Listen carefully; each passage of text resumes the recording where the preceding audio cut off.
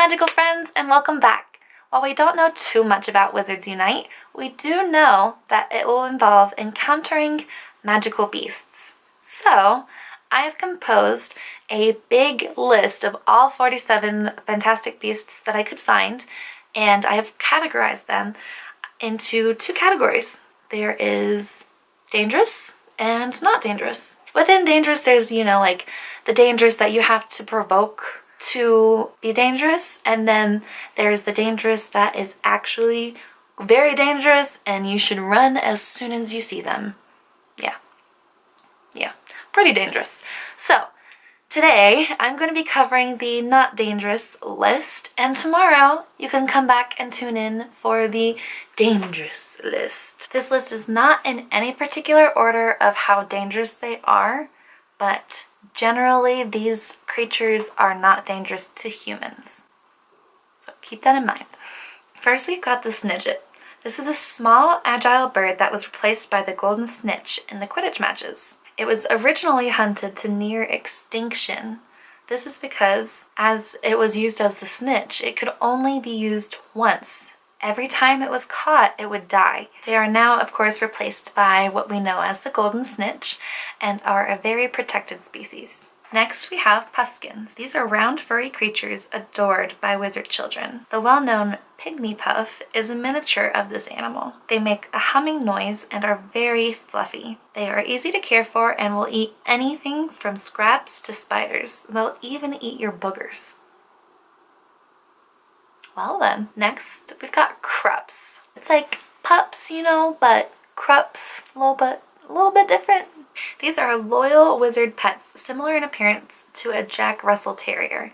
The main distinction between the two is the fork at the end of the Krup's tail. For this reason, a Krup owner must legally get the tail magically removed at weaning age to prevent a muggle sighting of them. They are loyal to wizards but have a distinct hate for muggles and will bite one when given the chance. If a muggle gets bitten, they have been said to bark for the following 48 hours. Because of the danger to the statute of secrecy, you must pass a test to prove you can contain a Krup if you want one as a pet. Well, alright, next we've got Measles. These are intelligent cat-like creatures that have a knack for spotting shady characters. They have spotted fur, large ears, and a lion-like tail. They make excellent pets. And it is said that Crookshanks is half Measle. Interesting theory, linked in the description down below. Next, we have owls. As we know, owls are very, very common and loved creatures. They are very loyal pets and are the preferred postal method for the wizarding world. Phoenix. These are faithful magical creatures that burst into flame when their bodies begin to fail, only to be reborn from the same ashes. Their tears have healing powers. They sing a beautiful, magical song, and they can lift an immense amount of weight. Gnomes. These are common garden pests with disproportionately large heads. They are quickly spotted as they tear up gardens from the roots and are very dim, so they are easy to catch and just toss away. If anybody played the old Harry Potter games, that was one of the most fun things to do, was to grab a gnome and spin him around and then throw him over the hedge and hope that he's dizzy enough to not find his way back to the burrow. That was a really, really fun game. Pixies. These are electric blue mischief makers who delight in playing tricks.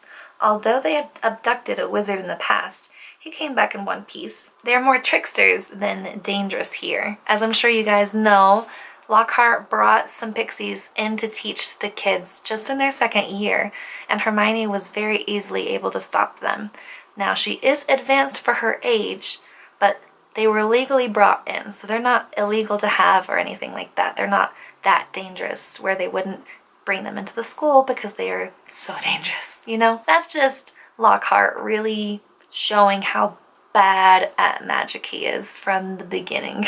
Mooncalf. This is a creature known only to those who come out during a full moon. If you can collect the droppings before sunrise, it is known to be an especially powerful fertilizer. These creatures are generally afraid of humans. Next, we've got Thunderbird. I'm sure everybody remembers this from Fantastic Beasts. This is a flying beast that can sense danger and create storms as it flies. Its tail feathers were used by Shakobo Wolf to create powerful wands, particularly good for transfiguration. Although powerful, the Thunderbird is often gentle towards humans unless it senses danger. Next, we've got Gulls, a slimy buck-toothed creature that generally resides in wizard dwellings. They eat spiders and moths and generally are harmless to humans. If anybody remembers the books very well, Ron actually had a ghoul in his attic, and as he was at the very, very top floor, this ghoul was really close by, and sometimes they would interact with each other. When Ron wanted to leave to go off safely to go fight Voldemort with Harry, he knew that the Ministry was going to check up on his family at the Burrow to see if he was truly sick at home, because that was the story why he wasn't going to Hogwarts. He said, "Oh, I've got this really, really bad, really, really contagious wizarding sickness, and I can't go to school this year."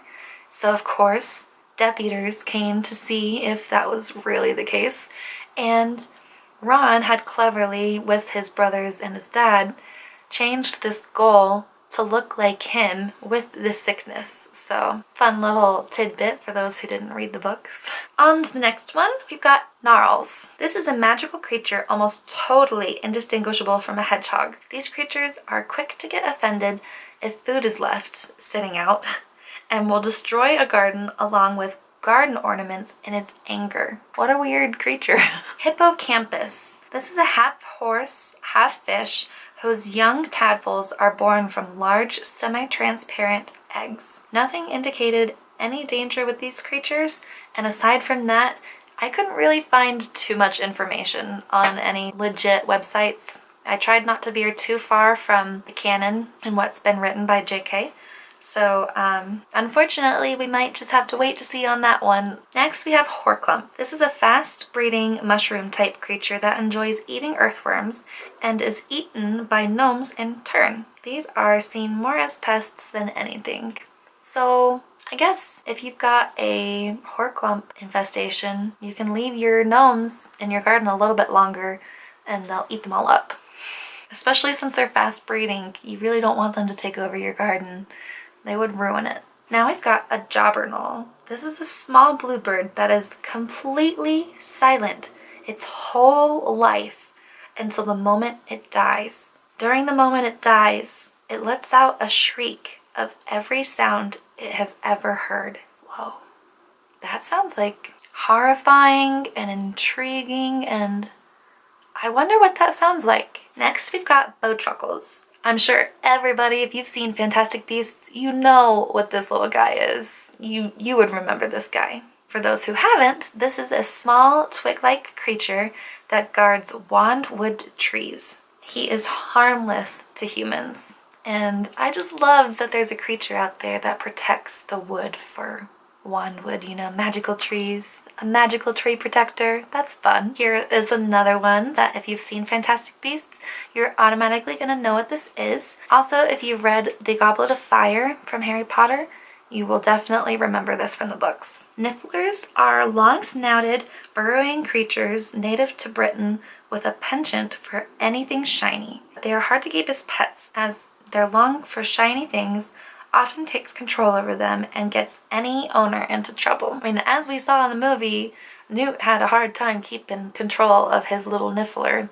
That guy kept getting away from him. Demiguise. A demiguise is a peaceful ape-like herbivore with the ability to turn invisible when threatened. Their hair can be woven into invisibility cloaks, and they have the ability to predict the immediate future using probability. When having a premonition, their eyes will turn from brown to a bright blue. Next, Billywigs. These are small, vivid, sapphire blue insects with wings on its head, which allow it to spin as it flies. Its sting causes giddiness and levitation, and when it's dried, it can be used in several potions. A Murtlap is a rat-like creature with a growth on its back. Ugh. I'm like really not one for rodents. Really not one for rodents. This one creeped me out just to read about it. So, this is a rat-like creature with a growth on its back. This will only attack humans if it's stepped on, and the anemone-like growth on its back is often pickled and then used to help resist curses. Finally, the last one on this list, we move on to another one from the movies, Alchemy.